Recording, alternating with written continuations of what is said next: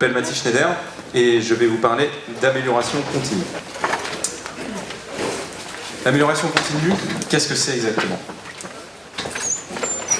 L'amélioration continue, c'est une démarche qui permet à une structure de réfléchir à ses modalités de production et à produire mieux de manière progressive.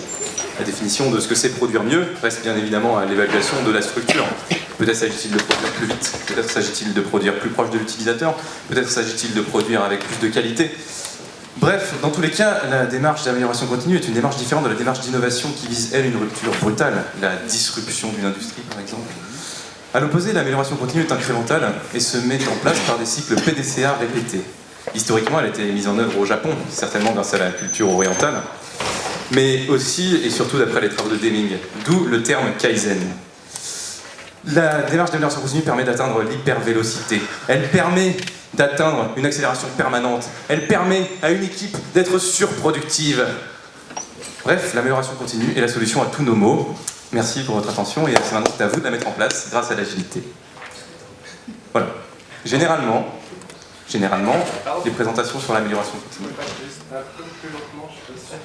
Alors, cher monsieur, vous allez voir par la suite que c'était pas la peine de m'interrompre. Voilà.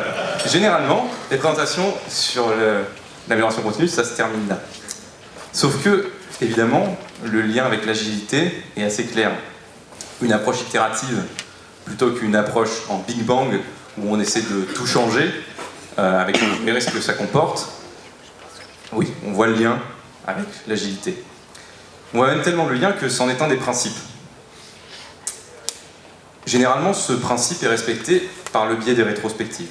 Mais l'impact de ces rétrospectives est souvent limité dans le temps et dans l'étendue des actions qui sont proposées. On aboutit donc à des optimisations, certes, mais à des optimisations locales et non globales. Et on reste donc avec la question de comment, en tant que praticien agile, intégrer l'amélioration continue dans tout le cycle de production, dans la durée et dans toutes les zones de notre production. Je vais vous faire une proposition d'une approche centrée sur les artefacts. Nous allons voir comment modéliser le système de production dans sa globalité par des artefacts et comment les mettre en résonance avec votre système de production pour travailler aussi facilement sur l'équipe que sur son modèle. Avant toute chose, un peu de contexte. Ce dont je vais vous parler relève de l'expérience d'une start-up dans laquelle j'ai travaillé jusqu'au mois d'avril. Start-up avec beaucoup d'ambition, puisque nous développions une application web dans le domaine du médical. Comme toute start-up avec des grandes ambitions, on avait très peu de ressources. Une équipe technique de 3 personnes à temps plein et 2 personnes à temps partiel pour les aspects financiers, administratifs, expertise utilisateur. Bref, tout ça pour vous dire que, comme disent les anglophones, IMV.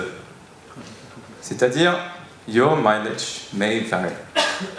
Ce qui, traduit de l'anglais, signifie votre kilométrage peut varier, ce qui prouve bien qu'on n'a pas toujours l'air plus intelligent en utilisant des expressions américaines.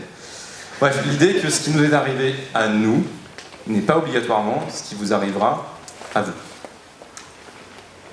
Les éléments d'analyse théorique que je vais vous proposer dans cette session me semblent parfaitement généralisables, mais certaines des propositions pratiques que je vous ferai, comme tout autre élément pratique, devront être adaptées à votre contexte spécifique.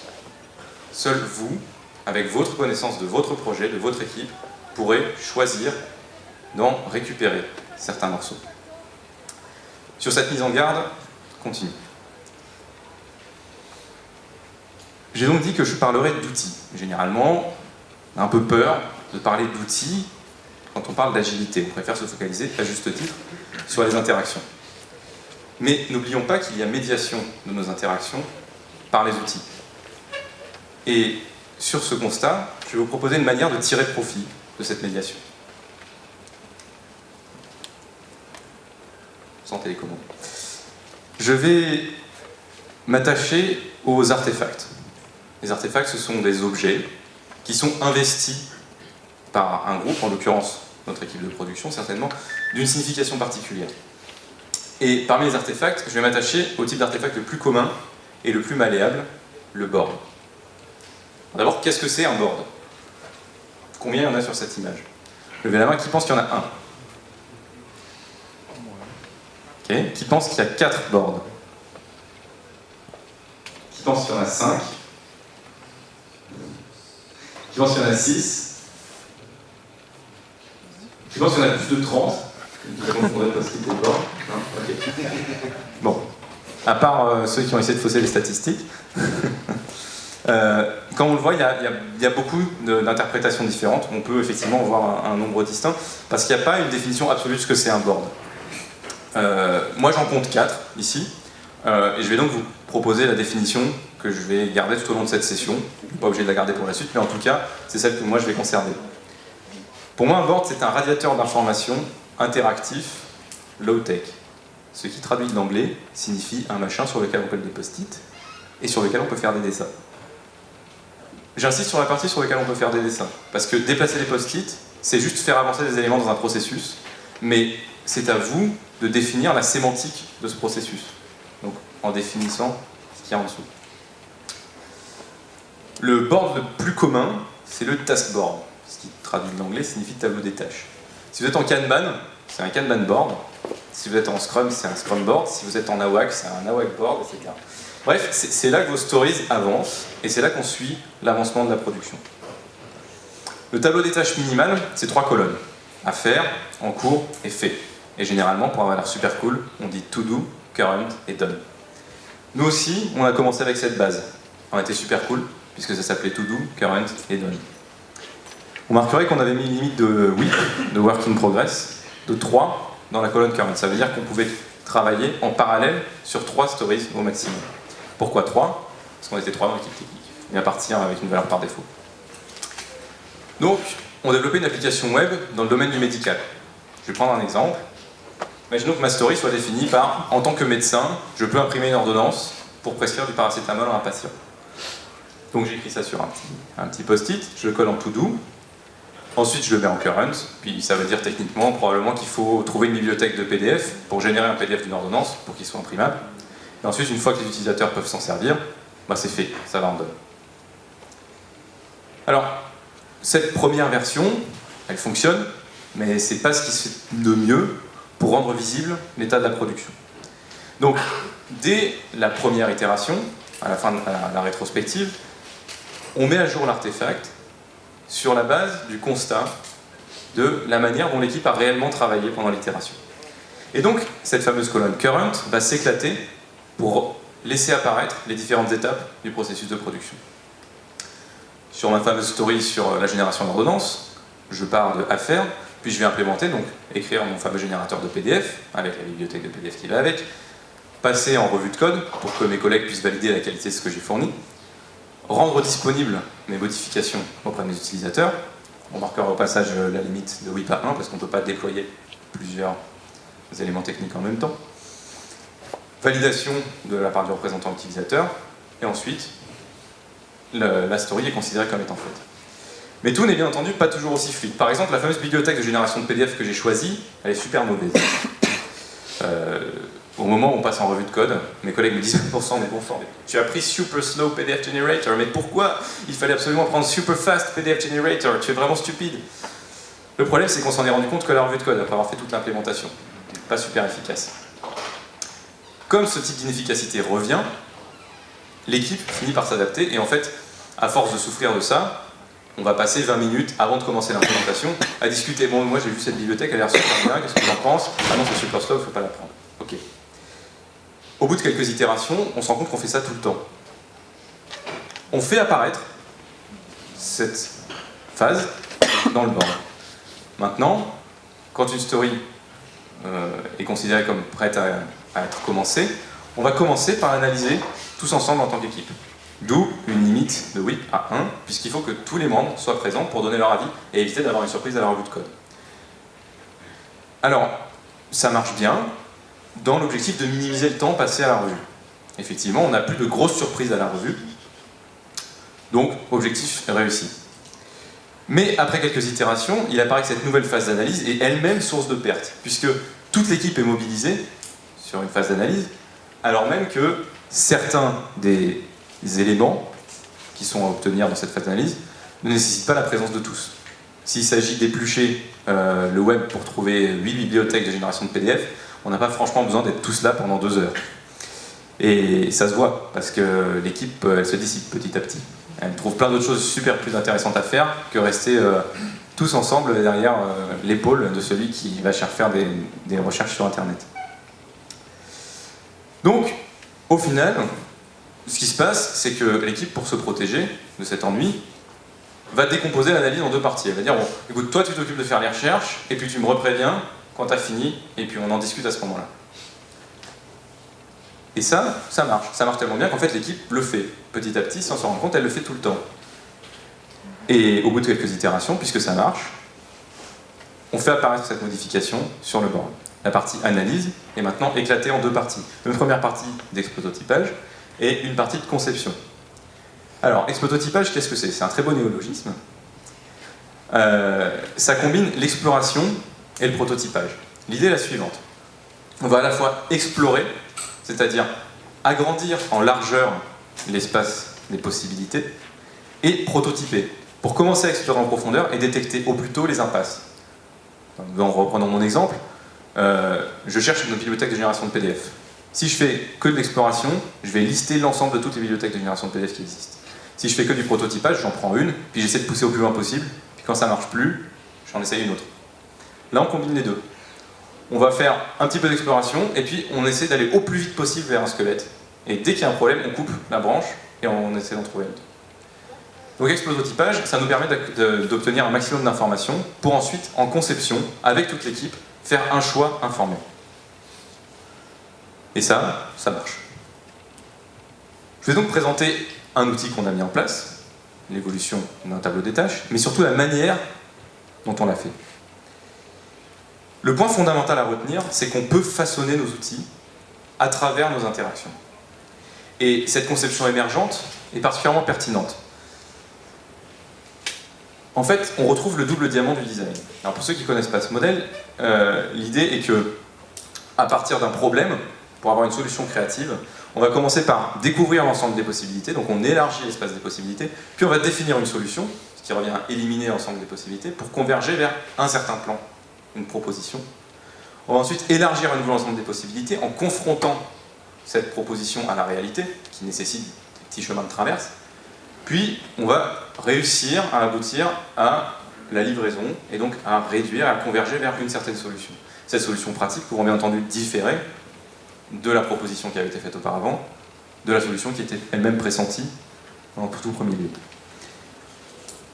Et il se trouve que l'approche descriptive du système de production qu'on a eu en mettant à jour le board pour qu'il reflète la réalité des pratiques permet de faire coïncider ce modèle avec le modèle de la production. En fait, on retrouve, si vous êtes en bas, et en bas il y a écrit explototypage à l'auteur de Discover, conception à Define, implémentation à Develop et revue à Deliver. En fait, c'est exactement ça qu'on fait.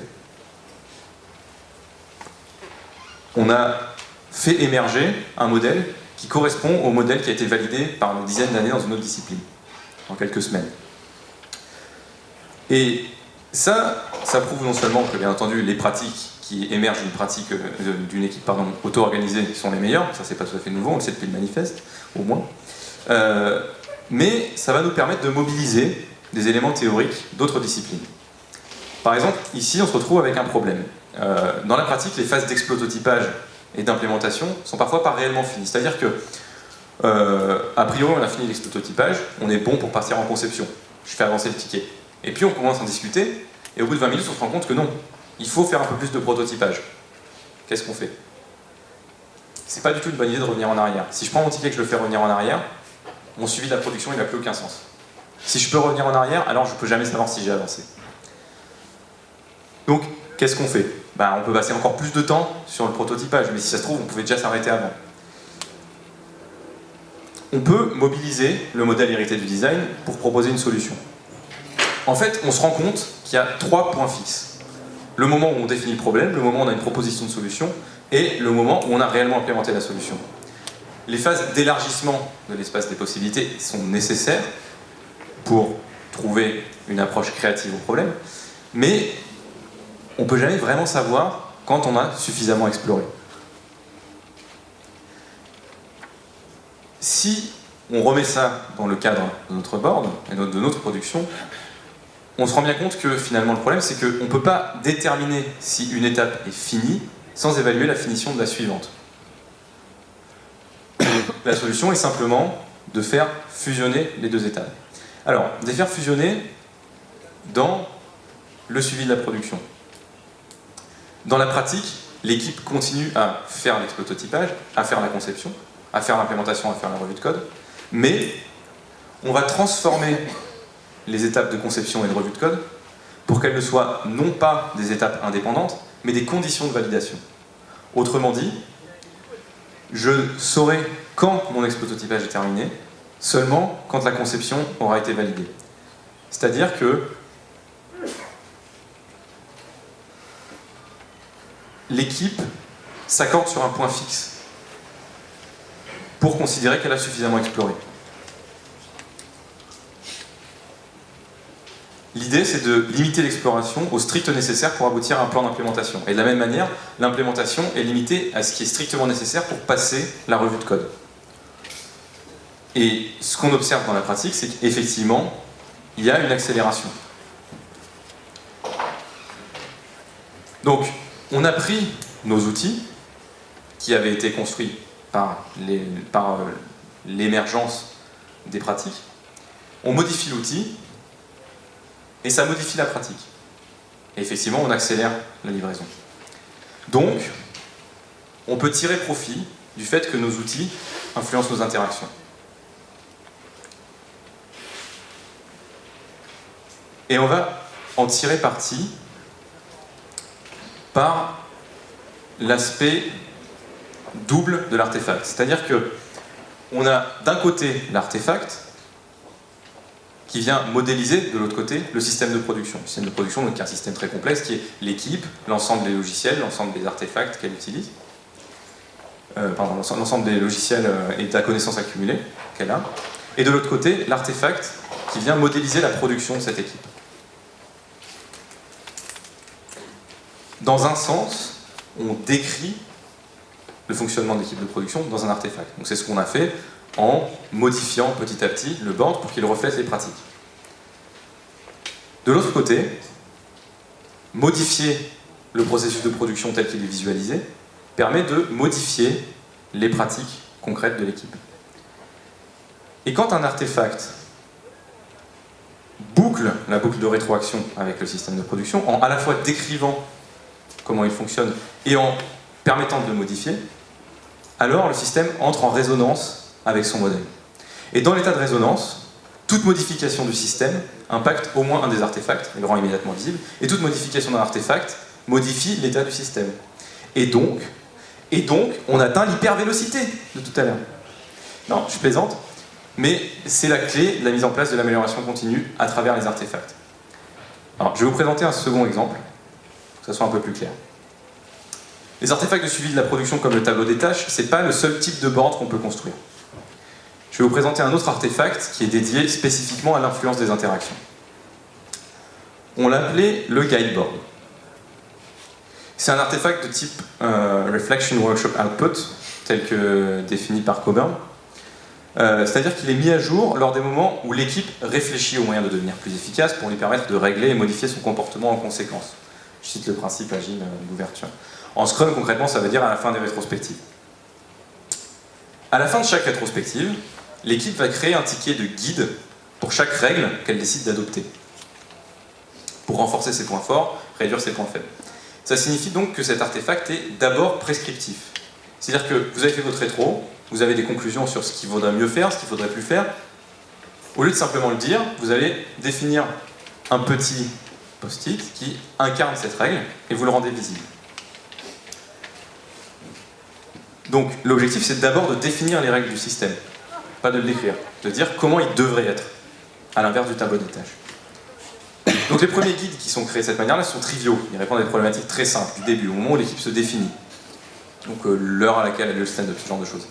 Mais on a vu que pour qu'il y ait résonance, pour que la boucle de rétroaction entre l'artefact et le système de production soit bouclée, on a besoin d'avoir aussi un aspect descriptif. On ne peut pas se contenter de dire comment le système devrait être. Si on ne dit pas comment le système est réellement, en fait on diverge.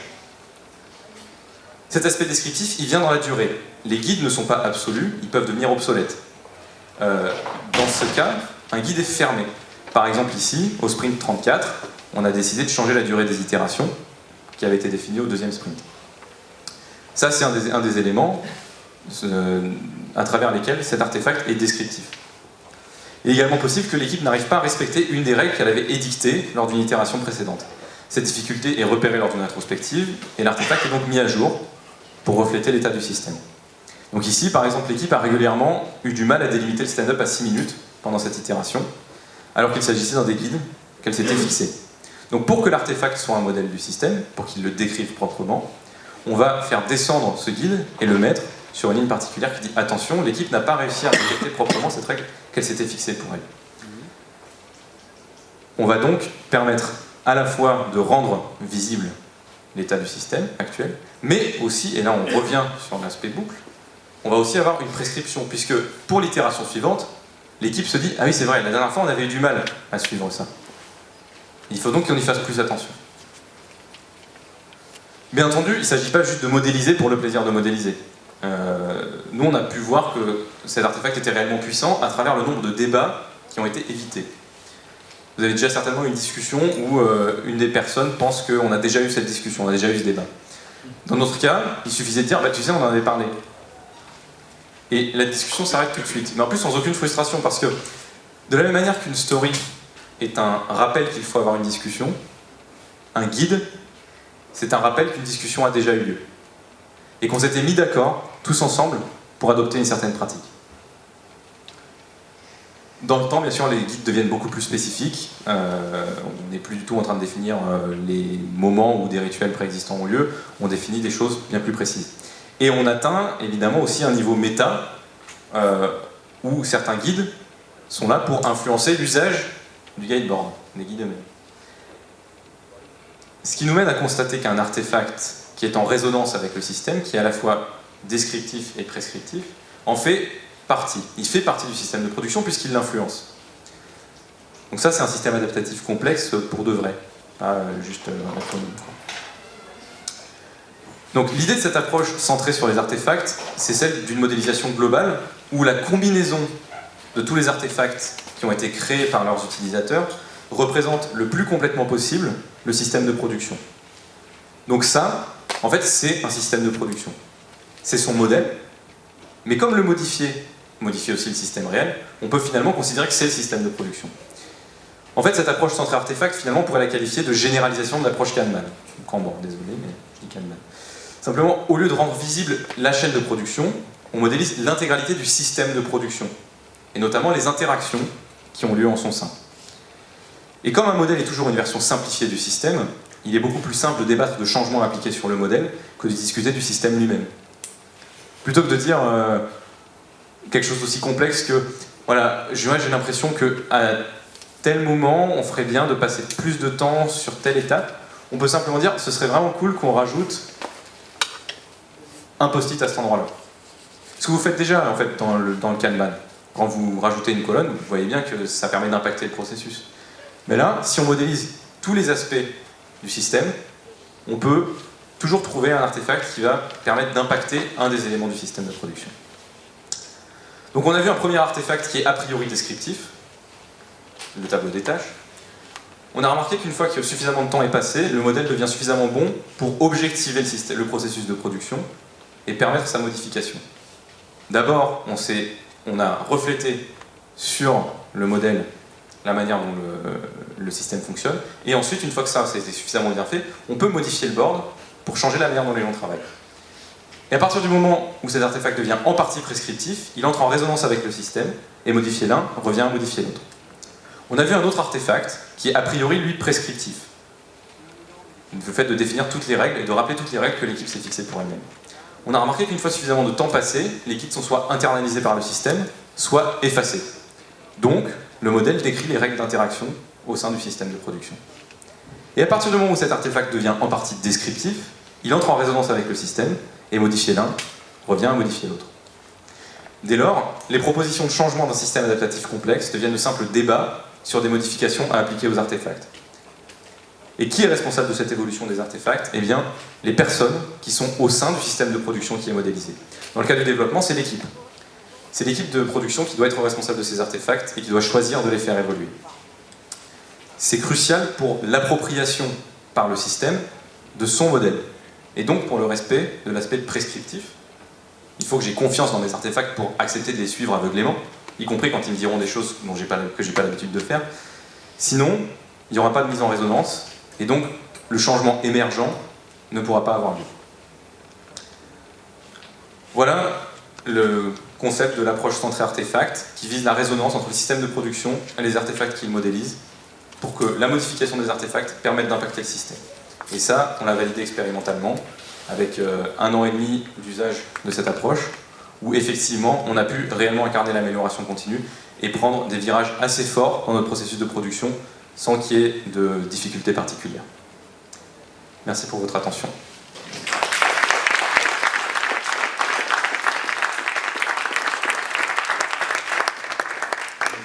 C'est un livre pour les questions. Et j'ai vu sur les actions que vous avez après chaque rétro, vous mettez dans le gros board. Dans le game board. Et les chiffres, c'était des priorités ou...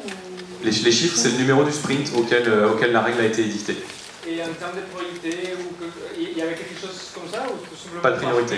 Pas de priorité, d'accord. Pas de priorité. À la fin de notre prospective, il y a un ensemble d'actions qu'on doit prendre, on les prend. Il n'y en a pas certaines qui sont plus importantes. Et une fois que vous les prenez, vous enlevez le post-it ou... Non, justement, parce qu'une règle, c'est pas une action, c'est une règle. Si c'est une action ponctuelle, on le fait, point. Là, l'objectif du guideboard, c'est de définir les règles. Parce que c'est ça qui va permettre de décrire le système. Si c'est juste une action ponctuelle, on le fait, point.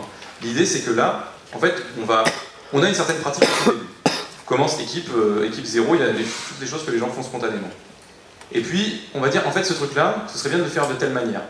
Et donc ça, on le rend visible. Au début, ça va nous impacter. Au début, ça nécessite de la prise d'action. Mais 3 sprints plus tard, en fait, on a déjà adopté cette pratique. Et c'est là que l'artefact, au moment où on prend la décision, il est prescriptif, il nous dit ce qu'il faudrait faire. Mais 3 sprints plus loin, si on a internalisé la pratique, c'est que décrire la manière dont on fonctionne. Ok, merci. À quel moment tu sais que ton ensemble d'artefacts modélise bien ton système de production? Bonne question. Je sais pas. Tu mesures des choses ou... Non, on mesure pas. On mesure pas. Après, j'ai l'impression que pour nous, ça s'est senti assez spontanément en fait. Il y a un moment où, au lieu de discuter pendant 2 heures de la manière dont on bossait, on s'est mis à prendre 3 minutes pour dire en fait c'est là ici à cet endroit-là il y a un problème.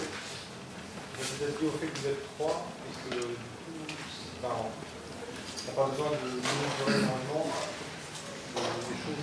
Peut-être. Sur des équipes plus grosses, c'est la question sur des équipes plus grosses. Ça je sais pas. Moi c'est vraiment la mise en garde que j'ai donnée au tout début. Moi je peux pas dire plus que ça. Ce que je peux dire c'est que là on a eu un truc qui marchait vraiment. Je pense que d'un point de vue générique, il y a quelque chose d'assez intéressant sur le fait qu'effectivement un artefact qui est descriptif et prescriptif, ça veut dire quelque chose. Maintenant, à quel moment on est assez mature pour le faire, ça je peux pas répondre aujourd'hui. On a déjà eu une discussion hier sur ce sujet-là, par rapport à la taille de l'équipe. Donc moi je suis dans une équipe de 7 personnes. On a exactement la même démarche, sans la réflexion par contre. C'est intéressant de poser la réflexion sur la démarche, et ça marche très bien.